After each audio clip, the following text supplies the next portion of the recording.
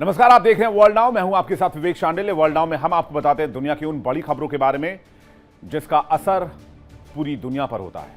World now में आज बात करेंगे ईरान की उस प्लानिंग के बारे में जिसके बारे में अमेरिका को भी खबर नहीं थी। दुनिया जिसे पूरी तरह तबाह और खत्म समझ रही थी, उसने सीज फायर के सन्नाटे के बीच बंद कमरों के पीछे कुछ ऐसा प्लान कर दिया कि डोनाल्ड ट्रंप के रणनीतिकारों के होश उड़े हुए हैं।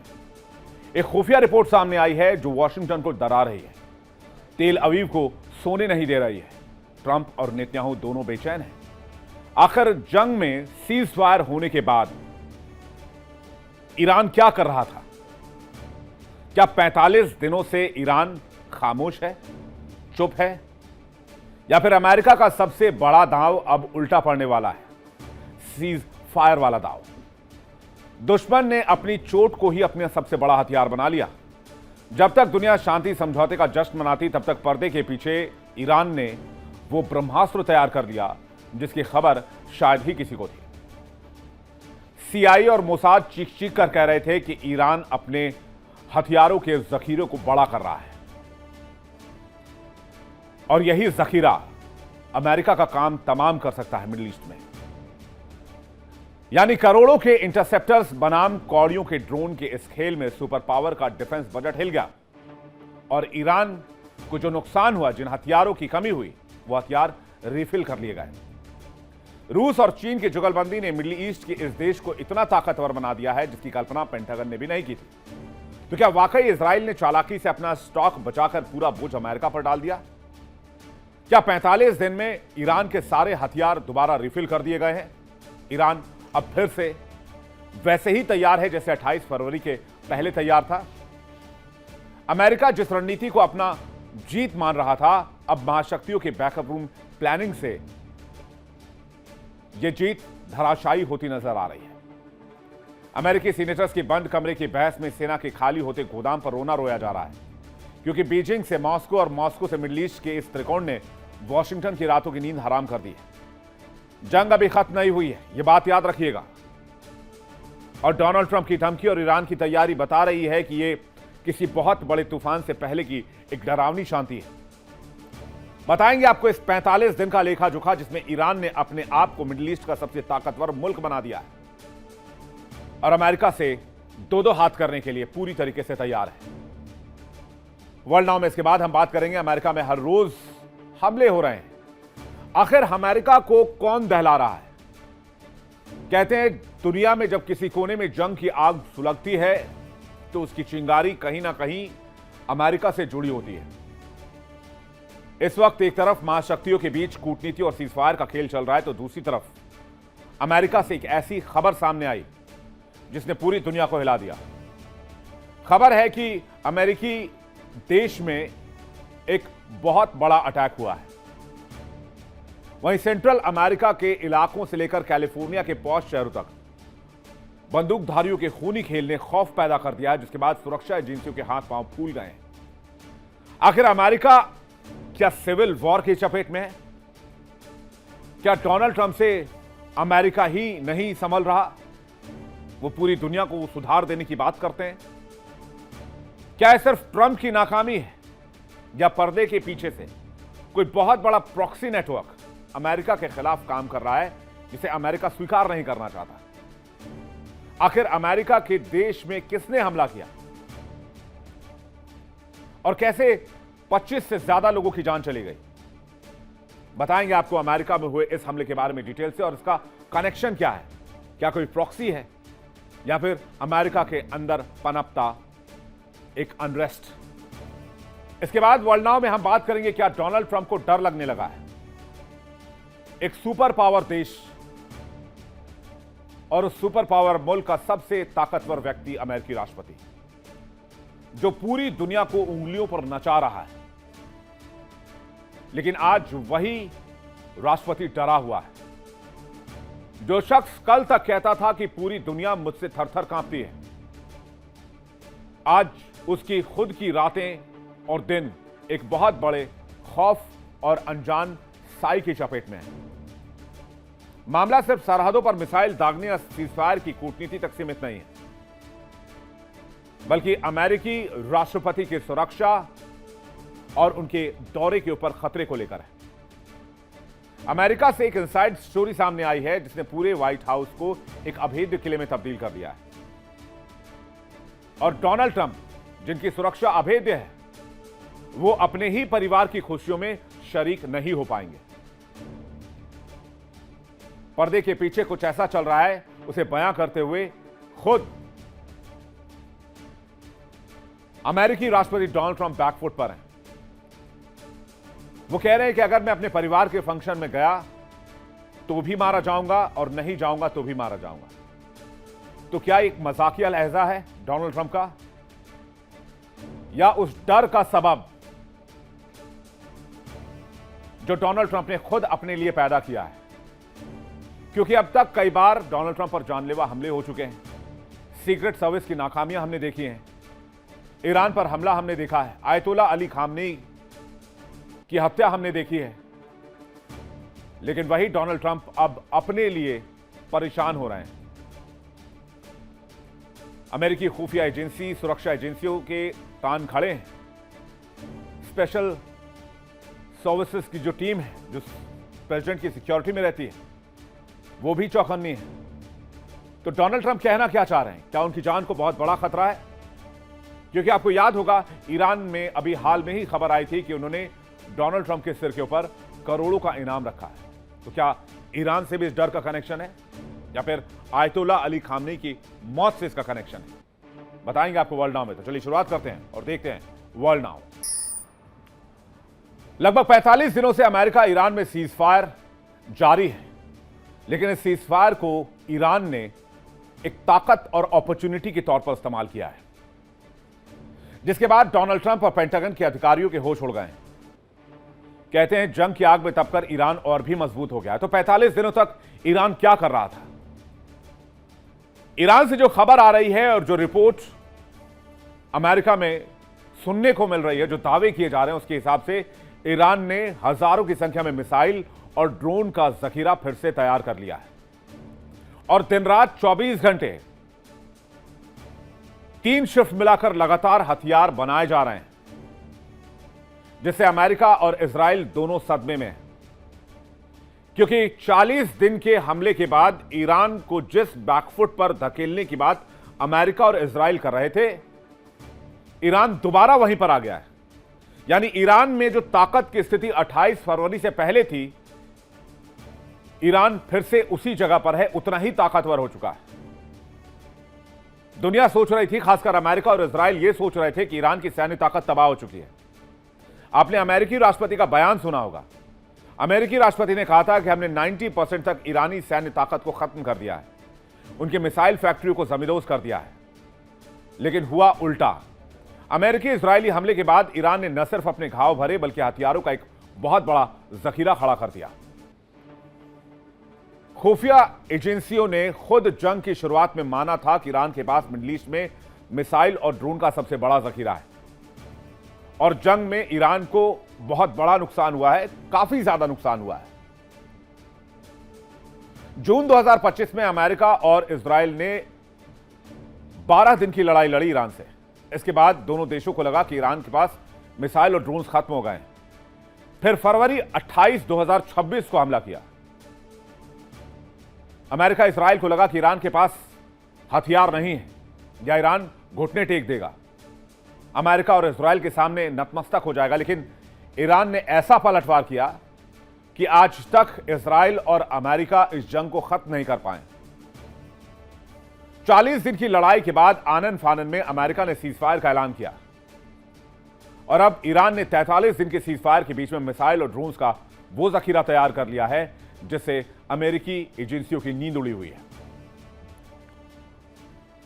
इस 45 दिन में ईरान ने अपने हथियार उत्पादन को जबरदस्त तरीके से बढ़ाया। ईरान ने बीते 40 दिन में करीब 40,000 से ज्यादा हथियार तैयार किए हैं, जिसमें ड्रोन्स हैं, मिसाइल्स हैं, स्पीड बोस्ट हैं, इसके अलावा अंडर वाटर ड्रोन्स हैं और बहुत सारे हथियार। खबर तो यहां तक है कि ईरान मिसाइल निर्माण भी बहुत तेजी से कर रहा है, जिस मिसाइल निर्माण का विरोध अमेरिका और इजराइल करते रहे हैं। ईरान में वैज्ञानिक और मिसाइल भंडार 24 घंटे लगातार काम कर रहे हैं।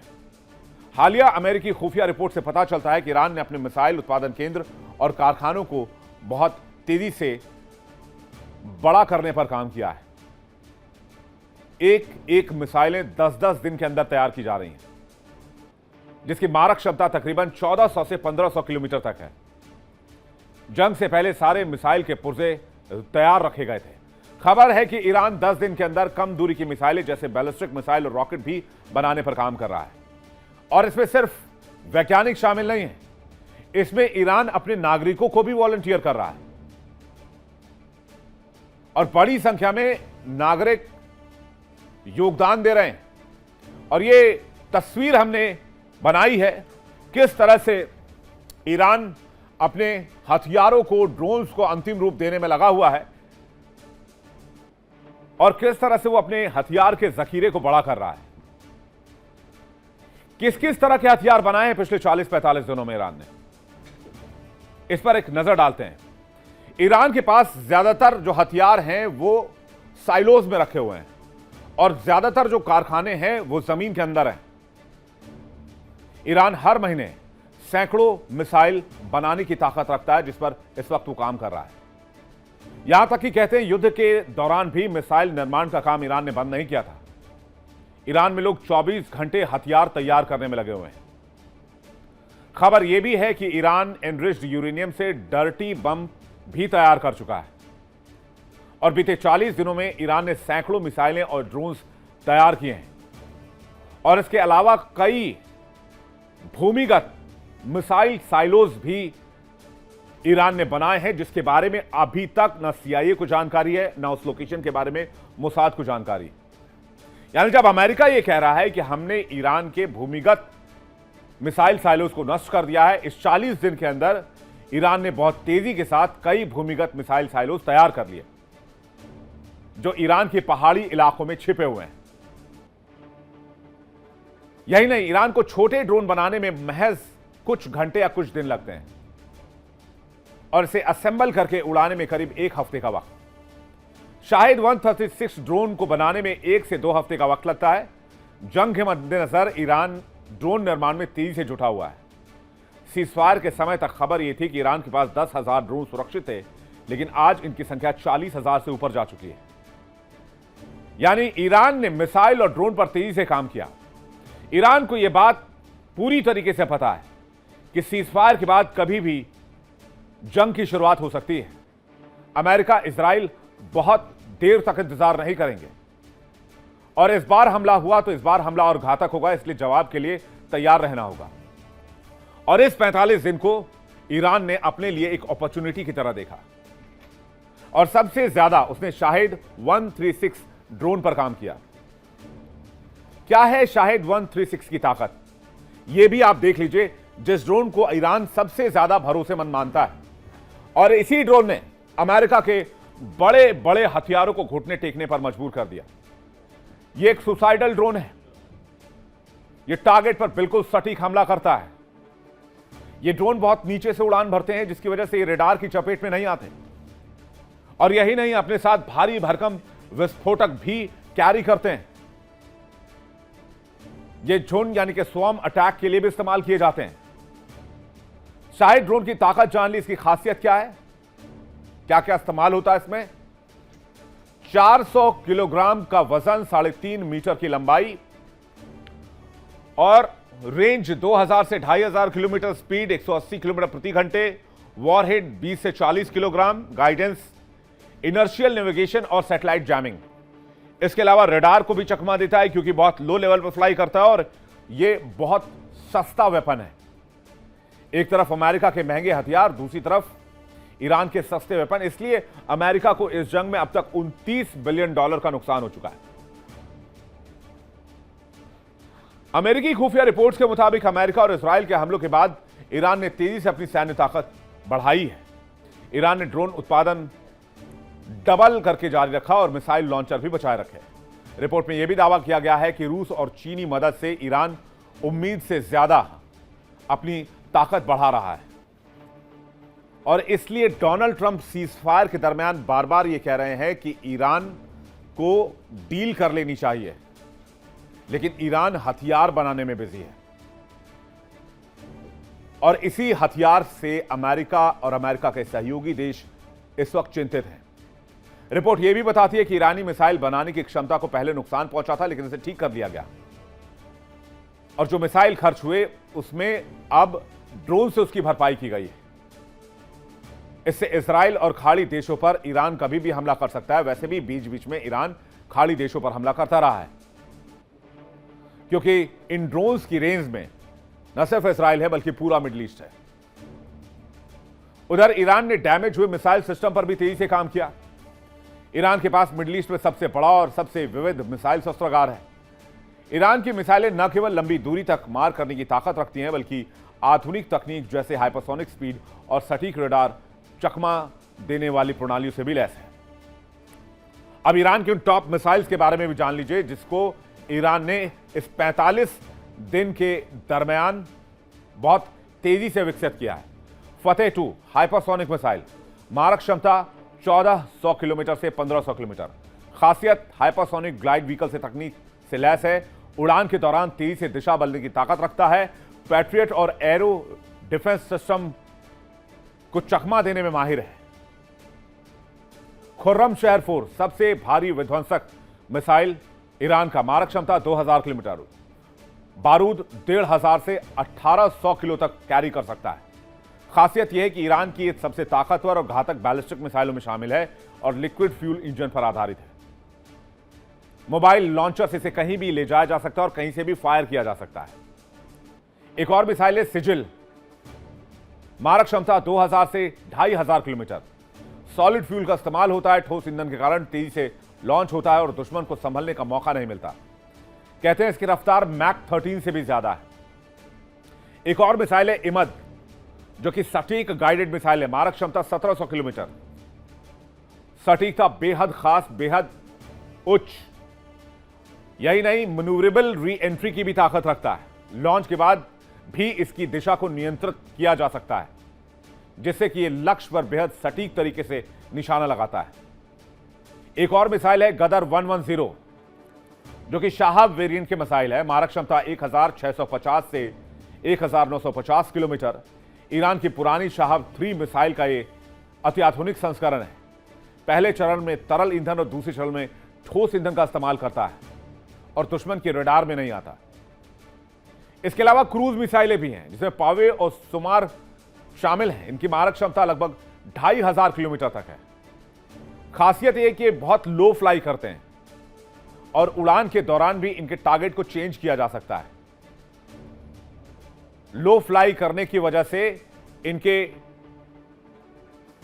हथियार को ट्रैक करना बहुत मुश्किल हो जाता है। दुश्मन के ठिकानों पर अचानक और सटीक हमला करने की ताकत भी इसमें होती है। आपको याद होगा डियागो गार्सिया, जो कि ईरान से लगभग 4000 किलोमीटर की दूरी पर एक आइलैंड है जहां पर ब्रिटेन और अमेरिका की आर्मी रहती है, वहां पर ईरान ने हमला किया था।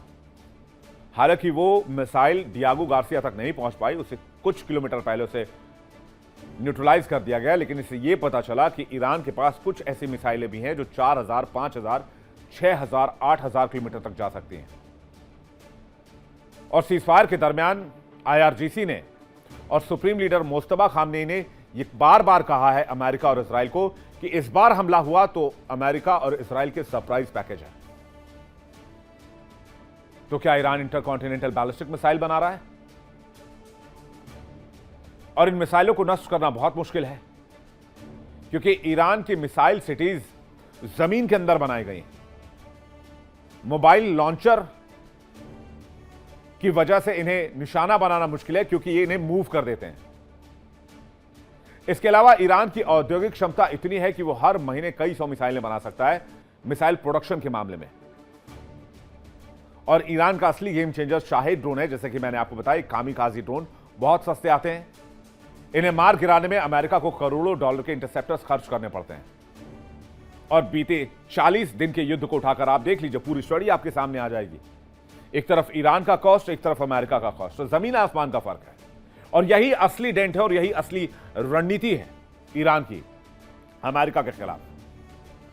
हाल ही में जब ट्रंप के दूत सीनेटर के सामने पेश हुए थे तो अमेरिकी सेनेटर मार्क किले ने सीधे चेतावनी दी और कहा कि ईरान के पास शाहिद ड्रोन, बैलिस्टिक मिसाइलें, मीडियम और लो रेंज की मिसाइलों का विशाल जखीरा है। ईरान के पास जखीरा कितना है? अगर ईरान ने हमला कर दिया तो हम एयर डिफेंस मिसाइलें कहां से लाएंगे? यह जवाब अमेरिकी सरकार के पास भी नहीं है। और कहते हैं ईरान सिर्फ मिसाइल ही नहीं बना रहा बल्कि इसके पीछे रूस और चीन भी मदद कर रहा है। और इसलिए कहा जाता है ईरान अकेला जंग नहीं लड़ रहा, उसके पीछे दो महाशक्तियां हैं, एक तरफ रूस, एक तरफ चीन। और इसलिए आपने देखा होगा कि जंग के दरमियान न सिर्फ डोनाल्ड ट्रंप बीजिंग पहुंचे बल्कि रूसी राष्ट्रपति पुतिन से भी लगभग 1.5 घंटे तक बातचीत की। और इसलिए आपने यह भी देखा होगा कि अमेरिका बार बार सीज फायर को एक्सटेंड कर रहा है, क्योंकि अमेरिका को पता है कि इस बार हमला हुआ तो सिर्फ और सिर्फ विनाश, तबाही और एक अंतहीन जंग के सिलसिले की शुरुआत होगी। ईरान मजबूत इसलिए भी है क्योंकि रूस और ईरान के बीच 2022 से ही ड्रोन तकनीक और उत्पादन में साझेदारी है।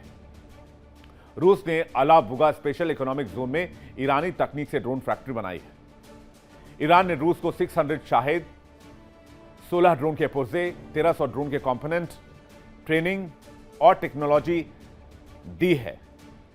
अब इस जंग में रूस से भी ड्रोन बनाकर मदद ली जा रही है। खबर यह है कि ईरान अपने यहां तो जखीरा जुटा ही रहा है, क्यूबा तक भी अपने ड्रोन्स पहुंचा रहा है ताकि अमेरिका अपने बॉर्डर पर भी जंग में उलझे।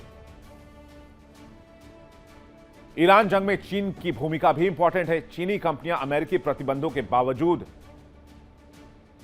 ईरान को ड्रोन से जुड़े पुर्जे भेज रही हैं, मिसाइल से जुड़े कंपोनेंट भेज रही हैं। इसमें engine, battery, fibre optic cable, computer chips सब कुछ शामिल है। और कोशिश यह है कि वो अमेरिका की नजर में ना आए, नेवल ब्लॉकेट की वजह से दिक्कत ना हो। इसकी वजह से सामान रूस के जरिए चाइना ईरान पहुंचा रहा है।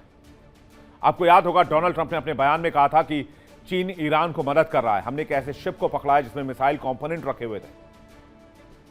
तो जहां एक और ईरान अपना मिसाइल और ड्रोन का जखीरा दोबारा भर चुका है तो दूसरी ओर अमेरिका का भट्टा बैठा हुआ है। CSIS की एक रिपोर्ट आई है जिसके मुताबिक पेंटागन ने जंग के पहले 7 हफ्ते में ही अपने प्रिसीजन स्ट्राइक मिसाइल का 45%, थर्ड इंटरसेप्टर का स्टॉक 50% और पैट्रियट बैलिस्टिक इंटरसेप्टर का लगभग आधा हिस्सा खर्च कर दिया है। इजराइल की रक्षा के लिए अमेरिका ने 200 से ज्यादा थर्ड इंटरसेप्टर्स दागे, साथ ही 100 से ज्यादा स्टैंडर्ड मिसाइल 3 और स्टैंडर्ड मिसाइल 6 भी खर्च किए। इजराइल ने इस दौरान एरो इंटरसेप्टर 100 से कम और डेविड स्लिंग सिर्फ 90 ही इस्तेमाल किए। यानी इजराइल ने कहीं ना कहीं अपना स्टॉक बचा लिया और अमेरिकी हथियार खर्च करवा दिए। रिपोर्ट यह भी बताती है कि अमेरिका के पास इस वक्त महज 100 थर्ड इंटरसेप्टर ही बचे हैं, लेकिन ईरान के पास हजारों की संख्या में ड्रोन है, तो 100 थर्ड से काम चलने वाला नहीं है। इसलिए अमेरिका सीज फायर को खींच रहा है। और ये थर्ड इंटरसेप्टर्स मिसाइल ये महीने, 2 महीने, 6 महीने में नहीं बनाए जाते। इन इंटरसेप्टर्स को बनाने में लगभग 2 से 3 वर्ष लग जाते हैं। और यही वजह है कि जो खर्च है उसके साथ प्रोडक्शन लाइन कदम नहीं मिला पा रही। पेंटागन की दिक्कत यह है कि जो सिस्टम ईरान के हमलों से अमेरिकी ठिकानों को बचाते हैं वो ईरानी जंग में आधा खत्म हो चुके हैं। इन हाई एंड सिस्टम की भरपाई में 1 से 2 साल का वक्त लग सकता है, क्योंकि इनका प्रोडक्शन काफी स्लो माना जाता है। और यही असली चुनौती भी है। और इसलिए अगर ईरान से इस बार अमेरिका उलझा तो बहुत महंगा पड़ने वाला है। अब तक 42 विमान गिरे हैं, हो सकता है कि इस बार ये 84 हो जाएं या 100 के पार चले जाएं, क्योंकि अमेरिका की डिफेंस ताकत इस वक्त बहुत कमजोर चल रही है। अब तक नुकसान का आकलन आप देख लीजिए जो ईरान ने अपने मिसाइल और ड्रोन से अचीव किए हैं। अमेरिका की रणनीति का सबसे बड़ा कमजोर पहलू है ये। जंग के बीच ईरान बहुत सस्ता ड्रोन दागता है और अमेरिका की जो हथियार हैं वो एक सस्ते ड्रोन को इंटरसेप्ट करने में करोड़ों खर्च करता है, क्योंकि यहां पर इंटरसेप्टर का जो इस्तेमाल होता है वो मिलियंस ऑफ डॉलर में बनाए जाते हैं। और ईरान ने इतने ड्रोन दागे कि अमेरिका का इंटरसेप्टर स्टॉक ही खाली हो गया। अमेरिका को एक इंटरसेप्टर तैयार करने में 2 से 3 साल का वक्त लगता है। अमेरिका के सहयोगी देश भी चिंतित हैं, जैसे कि जापान, दक्षिण कोरिया। अमेरिका को नुकसान क्या क्या हुआ यह भी आप देख लीजिए, कैसे ये जंग महंगी पड़ी है। अगर विमान की बात की जाए, MQ-9 रीपर 24 नष्ट हुए, एक की कीमत 1250 करोड़ रुपए है, तो कुल मिलाकर 30,000 करोड़ का नुकसान अमेरिका को हुआ है। F-15E स्ट्राइक ईगल 4 गिराए गए, एक की कीमत 835 करोड़ रुपए है, तो कुल कीमत 3,340 करोड़ रुपए है। KC-135 स्ट्रेटो टैंकर, जो कि एक रिफ्यूलिंग विमान है, इसमें एक की कीमत 1,340 करोड़ रुपए है, तो 7 की कीमत हो जाएगी 9,360 करोड़ रुपए। E-3 सेंट्री अवैक्स, जो कि सबसे महंगा विमान था यूएस का सैन्य विमान, जो कि निगरानी और कमांड सेंटर है, हवा में चलता फिरता, एक की कीमत है 2,250 करोड़ रुपए। इसको सऊदी के बेस पर अमेरिका के इस विमान को मार गिराया और नुकसान हो गया 2,250 करोड़ रुपए। F-35A lightning 2 fighter jet, Iran ने मार गिराया, 835 करोड़ की चपत लग गई डोनाल्ड ट्रंप को। A-10 थंडरबोल्ट, एक की कीमत 150 करोड़ रुपए, 150 करोड़ रुपए की चपत। MC-130J कमांडो, 2 गिराए गए, एक की कीमत 920 करोड़ रुपए, टोटल कीमत 1,840 करोड़ रुपए। MQ-4C ट्राइटन, एक की कीमत 2,085 करोड़ रुपए, कुल चपत लगभग 2,085 करोड़ रुपए। वहीं ईरान के हथियार को बनाने में कुछ लाख रुपए खर्च होते हैं। एक शाहिद ड्रोन की कीमत 10 से 12 लाख बताई जाती है। अब आप समझिए कि ईरान के सस्ते ड्रोन ने कैसे अमेरिका की कमर तोड़ दी, और अब खबर यह है कि अमेरिका ने अपने हथियार के जखीरे को फिर से पूरी तरीके से भर लिया है। यही है ईरान की असली ताकत, महंगे हथियारों को सस्ते ड्रोन और मिसाइलों से मार गिराओ। और जैसा कि मैंने आपको बताया, ईरान ICBM भी विकसित कर रहा है, इंटरकॉन्टिनेंटल बैलिस्टिक मिसाइल। ईरान की कोशिश है कि उसकी ये मिसाइल की रेंज अमेरिका तक हो, और खबर यह है कि रूस भी इसमें हेल्प कर रहा है। अमेरिका के साथ जंग में फिलहाल सीज फायर है, लेकिन ईरान होमवर्क में लगा है। मिसाइल फैक्ट्रियां दिन रात काम कर रही हैं, रूस और चीन तकनीक दे रहे हैं, और ईरान अपने आप को अमेरिका से अगली लड़ाई के लिए तैयार कर रहा है। अमेरिका के लिए सिर्फ युद्ध नहीं है, बल्कि बहुत लंबी और थका देने वाली वॉर ऑफ एट्रिशन है, और इस गणित में ईरान विजयी है, ईरान पावरफुल है, और अमेरिका के हाथ खाली है। तो क्या अमेरिका मिडिल ईस्ट खाली करेगा और यह सीज फायर ऐसी ही चल जारी रहेगी? ये देखने वाली बात होगी। इस खबर पर हमारी नजर आएगी। आगे बढ़ते हैं, अगली खबर की तरफ चलते हैं। अमेरिका और ईरान के संघर्ष के बीच सीज फायर तो है, लेकिन एक ऐसी खबर आई जिसमें अमेरिका दहल गया। सेंट्रल अमेरिका में बहुत बड़ा हमला हुआ है। इस हमले में 26 लोगों की जान गई है, जिसमें 19 आम लोग हैं और 7 पुलिस कर्मियों की मौत हुई है। इस घटना के बाद अमेरिका में दहशत का माहौल है। तो सवाल यह कि हमला किसने कराया? अज्ञात बंदूकधारियों ने हमला किया या फिर ईरान के किसी प्रॉक्सी ने हमला किया? कहते हैं जब दुनिया जलती है तो आग हर घर तक पहुंचती है, और अमेरिका में इन दिनों यही हालात है। सेंट्रल अमेरिकी देश होंडुरास में हमले की खबर है। इस हमले में 26 लोगों की जान चली गई। सेंट्रल अमेरिकी देश होंडुरास के ट्रूजिलो शहर में एक बागान में अज्ञात बंदूकधारियों ने हमला कर दिया। सैकड़ों राउंड फायरिंग हुई। जरा तस्वीर आपको फुल स्क्रीन दिखाते हैं। अभी तक जो लेटेस्ट जानकारी मिल रही है उसमें सेंट्रल अमेरिकी देश होंडुरास में अभी तक 26 लोगों की जान चली गई है, जबकि कई लोग घायल बताए जा रहे हैं।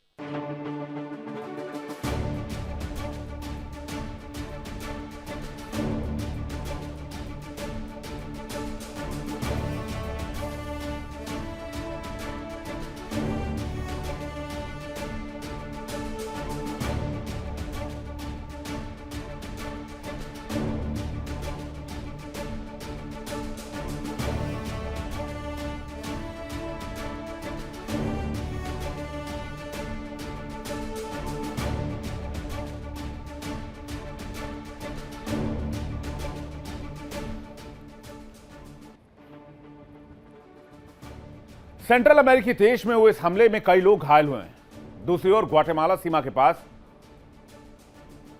ओमोआ में बंदूकधारियों ने पुलिस टीम पर हमला कर दिया, जिसमें 7 पुलिसकर्मी मारे गए। तो ये हमले कौन कर रहा है? सेंट्रल अमेरिका में ही सैन डिएगो में 18 मई को गोली चली। खबर है कि कैलिफोर्निया का सैन डिएगो शहर के पास मस्जिद के बाहर शूटर्स ने गोली चलाई। कम से कम 10 से ज्यादा लोगों की मौत हुई। अज्ञात बंदूकधारियों ने जमकर गोलीबारी की। यहां एफबीआई को एक 75 पन्नों का मैनिफेस्टो भी मिला, जिसमें नफरत भरे शब्द लिखे हुए थे। एफबीआई एजेंट का बयान भी सामने आया कि नफरत में इन बंदूकधारियों ने किसी को नहीं छोड़ा। बाद में उनकी गाड़ी की तलाशी ली गई तो उसमें कई आपत्तिजनक चीजें मिली, जिसमें गैस कैनिस्टर, बंदूक, क्रॉसबो, टैक्टिकल फायर ग्रिल और भारी मात्रा में हथियार और गोला बारूद। तो ईरान जंग के बीच अमेरिका को कौन दहला रहा है?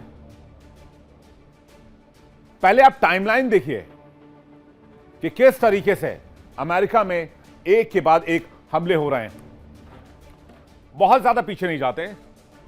18 मई 2026 होंडुरास में सेंट्रल अमेरिकी देश में 2 जगहों पर गोलीबारी हुई।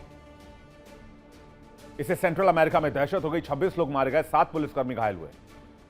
18 मई 2026 कैलिफोर्निया के सैन डिएगो मस्जिद पर हमला हुआ। 2 हमलावरों ने मस्जिद में घुसकर अंधाधुंध फायरिंग की। 10 से ज्यादा लोगों की मौत हो गई। 16 मई 2026 टेक्सास की राजधानी ऑस्टिन में फायरिंग हुई। अंधाधुंध और रैंडम फायरिंग में 4 लोग घायल हो गए। 5 मई 2026 टेक्सास के कैरोल्टन में जमकर गोलीबारी हुई। गोलीबारी की घटना में 2 लोगों की मौत हो गई। फायरिंग में कई लोग घायल हुए। 4 मई 2026 वॉशिंगटन डीसी में नेशनल मॉल में शूटिंग हुई। व्हाइट हाउस परिसर के पास गोलीबारी की घटना ने सीक्रेट सर्विस के एजेंट्स को हिलाकर रख दिया।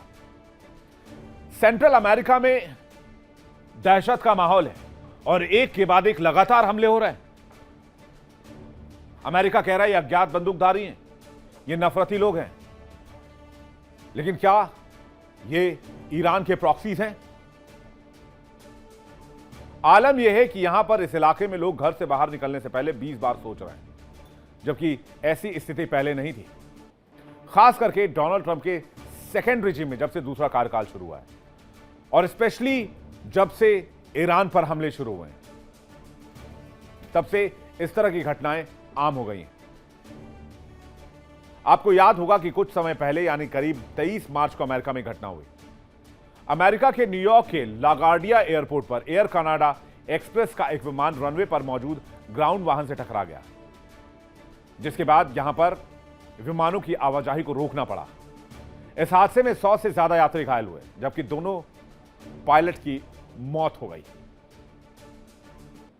बाद में खबर यह छनकर आई कि ट्रक चालक ईरान का समर्थक था और वो अमेरिका के लोगों से, खासकर अमेरिकी प्रशासन से नफरत करता था। अब चलिए आपको 2026 की घटनाओं के आंकड़ों को भी दिखा देते हैं, खासकर तब जब ईरान और अमेरिका के बीच जंग शुरू हुई और वेनेजुएला से मादुरो की गिरफ्तारी हुई। आइए इन आंकड़ों पर नजर डालते हैं। 2026 में शूटिंग की घटनाएं 120 से ज्यादा हो चुकी हैं अमेरिका में। डोनाल्ड ट्रंप से उनका देश ही नहीं संभल रहा है, वो पूरी दुनिया में शांति की बात करते हैं। अब तक 130 से अधिक लोग अमेरिका में मारे जा चुके हैं, सिर्फ इस साल की बात कर रहा हूं। 460 से ज्यादा लोग घायल हुए हैं। सबसे प्रभावित स्थान ऑफिस, स्कूल, सार्वजनिक क्षेत्र। तो सवाल यह है कि क्या ईरान के समर्थक अमेरिका में गोलीबारी कर रहे हैं और इस बात को अमेरिका दबाने की कोशिश कर रहा है, क्योंकि अमेरिकी सिक्योरिटी फोर्सेस की नाकामी है? डोनाल्ड ट्रंप सीधे तौर पर घिर जाएंगे अगर डोनाल्ड ट्रंप यह बात कबूल कर ले कि ईरान समर्थकों ने हमले किए हैं, या वहां की कोई एजेंसी ये बात कह दे, तो सीधे तौर पर नहीं कहा जा सकता, लेकिन हो सकता है कि ईरान के प्रॉक्सी इसमें शामिल हो। इसे इनकार भी नहीं किया जा सकता है। सैन डिएगो की मस्जिद में जो हुआ वो ईरान समर्थक हमला था या नहीं था, इसके बारे में भी कुछ खुलकर नहीं कहा जा रहा है, क्योंकि खबर है कि सुन्नी समुदाय की मस्जिद पर हमला किया गया और यह हमला एक तरह से ट्रंप की नीतियों के खिलाफ था। अमेरिका और इजराइल के ईरान पर हमले से पहले ईरान ने अमेरिकी धरती पर स्लीपर सेल्स एक्टिव करने की भी धमकी दी थी, और यह बात अमेरिकी अधिकारियों ने पहले ही बता दी थी। हमले के बाद डीएचएस ने हाइटेंड थ्रेट एनवायरनमेंट को लेकर चेतावनी जारी की और कहा कि हमें ध्यान रखना होगा, ईरान के स्लीपर सेल काफी एक्टिव हो सकते हैं, इससे अमेरिका के अंदर नुकसान हो सकता है।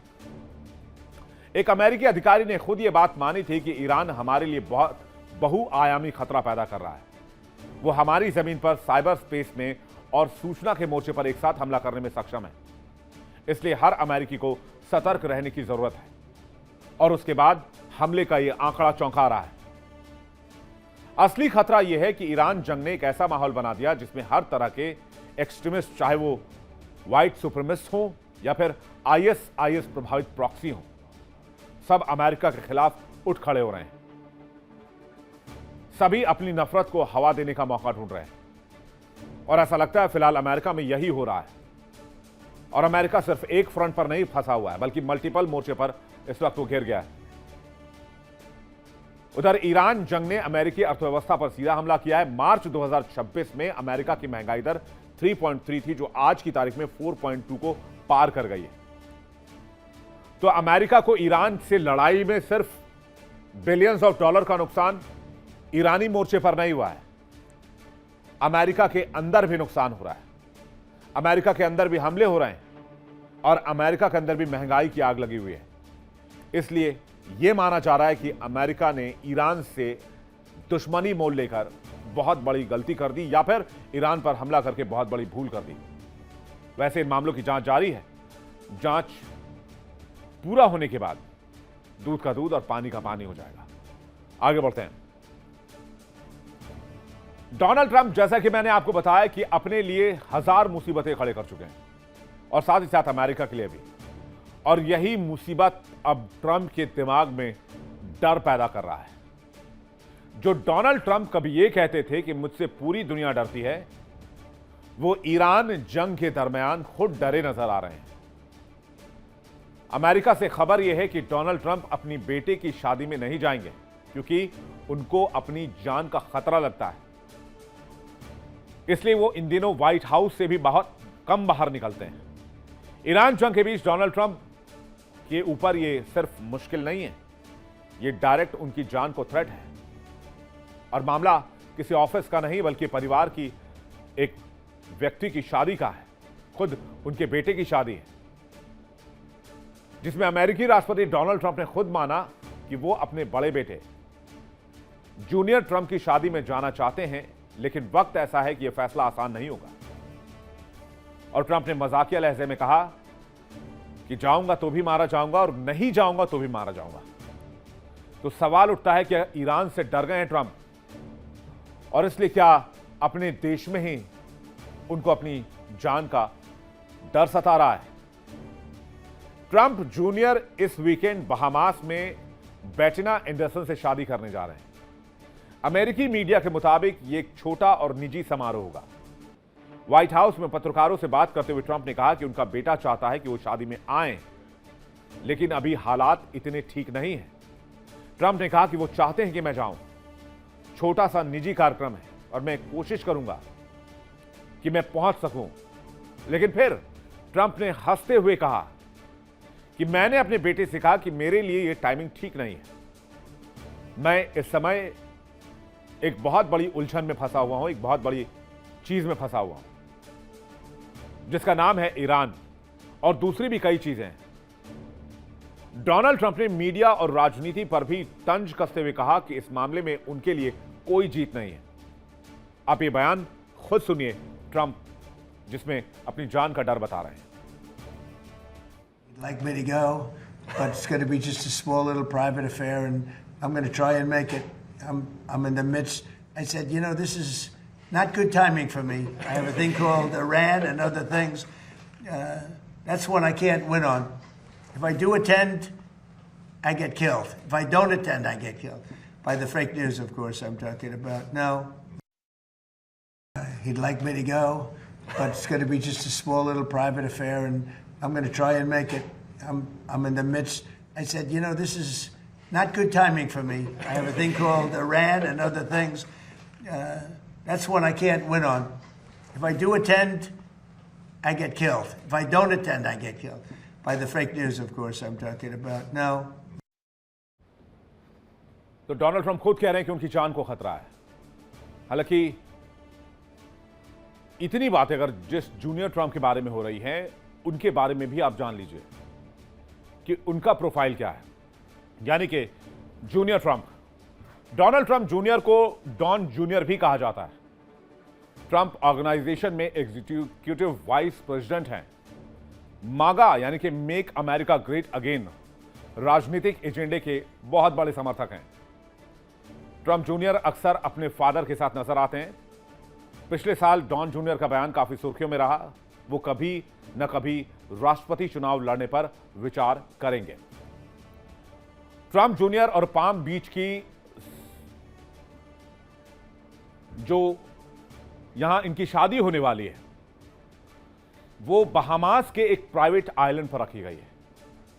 एक बहुत छोटा और प्राइवेट फंक्शन किया जा रहा है। ट्रंप जूनियर इस वक्त 48 साल के हैं। उनकी पहली पत्नी वेनेसा ट्रंप से उनकी शादी 2005 में हुई। ये शादी 2005 से 2018 तक चली। उनमें 5 बच्चे हैं। पहले ये शादी व्हाइट हाउस में होने वाली थी, लेकिन ईरान के साथ तनाव के बीच व्हाइट हाउस सेरेमनी इनअप्रोप्रिएट लगी और सुरक्षा कारण की वजह से इसे बहामास में शिफ्ट कर दिया गया। यानी ईरान जंग ने ट्रंप के परिवार के अंदर भी खौफ पैदा कर दिया है। और यह खौफ इसलिए है क्योंकि डोनाल्ड ट्रंप ने आयतुल्ला अली खामेनेई को मारा, वो भी सपरिवार। और अब उनको लगता है कि उन्हें ईरान टारगेट कर रहा है और कहीं भी मार सकता है। और ये बात कोई हवाई नहीं है। डोनाल्ड ट्रंप पर कई बार हमले की कोशिश हो चुकी है।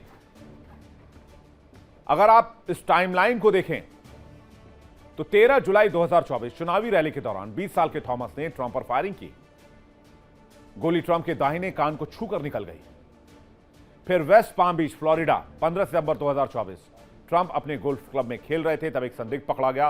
58 साल के रैन वेस्ली के पास AK-47 जैसी राइफलें थी। ट्रंप पर फायरिंग करने से पहले ही यह पकड़ा गया। फिर आ जाइए जुलाई 2024, अमेरिकी अधिकारियों ने एक पाकिस्तानी नागरिक आसिफ मोचन को पकड़ा। ट्रंप की हत्या के लिए ईरान के इशारे पर सुपारी देने की साजिश रची थी। अक्टूबर 2024 में IRGC के एक एजेंट फरहाद को ट्रंप की हत्या का प्लान तैयार करने का काम सौंपा गया, लेकिन ट्रंप प्रशासन ने समय रहते इसे विफल कर दिया। अब आ जाइए 2026 में, फरवरी 2026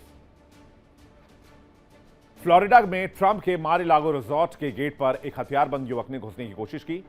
सुरक्षा बलों की चेतावनी के बाद भी जब उसने हथियार नहीं डाला तो उसे मार दिया गया।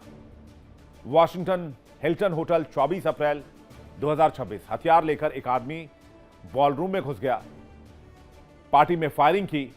वहां से अमेरिकी राष्ट्रपति और राष्ट्रपति की टीम को सुरक्षित अमेरिकी अधिकारियों ने निकाला। और दूसरी तरफ ईरान बार बार यह कह रहा है कि नेतन्याहू और ट्रंप की हत्या करने वालों को ईरान 560 करोड़ रुपए इनाम देगा और बाकायदा ईरानी संसद में इसे लेकर एक प्रस्ताव लाने की तैयारी में। और इससे ट्रंप की जान को खतरा और बढ़ गया है। खबर है कि ईरान इसे संसद में पेश करने के लिए पूरी तरीके से प्लान कर चुका है, इस प्रपोजल को। यानी ईरानी जंग का खतरा ट्रंप की गर्दन तक पहुंच चुका है, ट्रंप के घर में घुस चुका है। और डर की वजह से ट्रंप व्हाइट हाउस में कैद हो गए हैं। आपको याद होगा, जंग शुरू होने के बाद ही अमेरिकी रक्षा मंत्री पीट हेगसेथ ने पेंटागन में ऐलान किया था कि अमेरिकी फोर्सेस ने उस ईरानी यूनिट के कमांडर को ढूंढकर मार डाला जिसने ट्रंप की हत्या की साजिश की थी।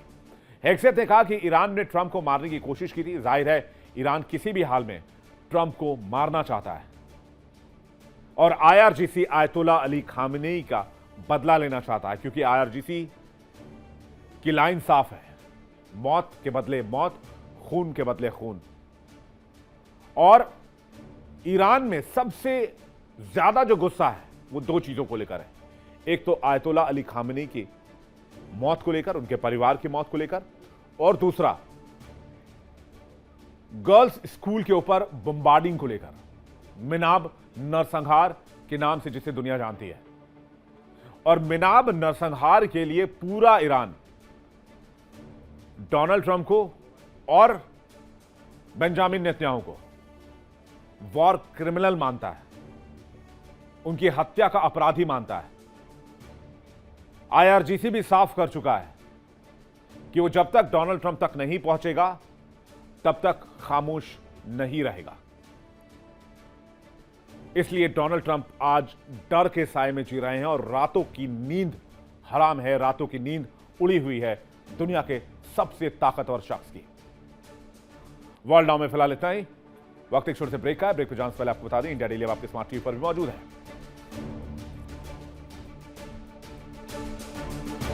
देखिए इंडिया डेली 24/7 अब आपके स्मार्ट टीवी पर।